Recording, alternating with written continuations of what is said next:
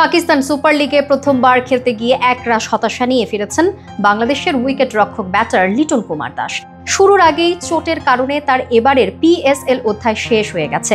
আঙ্গুলে চির ধরা পড়ায় অন্তত 2 সপ্তাহ মাঠের বাইরে থাকতে হচ্ছে এই টাইগার ব্যাটারকে। পাকিস্তান থেকে ফিরে একরাশ হতাশা নিয়ে জানালেন, আমি পাওয়ার চেয়ে বেশি হারালাম। ইতোমধ্যে লিটনের পরিবর্তে নতুন করে অস্ট্রেলিয়ায় বেন ম্যাকডারমটকে দলে নিয়েছে করাচি কিংস। অন্যদিকে চোট নিশ্চিত হওয়ার পরই পাকিস্তান থেকে রওনা করেন লিটন। 12 এপ্রিল রাতেই পা রাখেন ঢাকায়। দেশে ফিরে গণমাধ্যমের মুখোমুখি হয়ে নিজের হতাশা আর লুকাতে পারেননি। করাচি কিংসের সহানুভূতিশীল আচরণের প্রশংসা করে লিটন বলেছেন, তারা যথেষ্ট হেল্পফুল, মন মানসিকতার দিক থেকে তারা খুব ভালো। তারা সম্পূর্ণ সিদ্ধান্ত আমার উপর ছেড়ে দিয়েছিল যে আমি কি করব।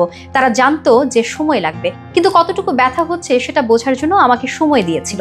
একটা ইনজুরি হলে 2-3 সপ্তাহ লেগে যায়, এরপর অনুশীলন ছাড়া ওরকম একটা টুর্নামেন্ট খেলা খুব কষ্ট।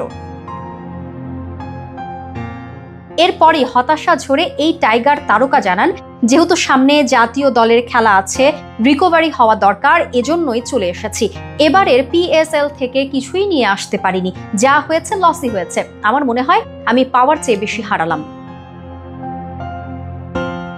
গত 11 এপ্রিল পর্দা উঠেছে পিএসএল এর 10ম আসরের। লিটনের দল করাচি কিংসের প্রথম ম্যাচ ছিল 12 এপ্রিল, যেখানে তারা বড় লক্ষ্য তাড়া করে মূলধন সুলতানসকে হারিয়েছে।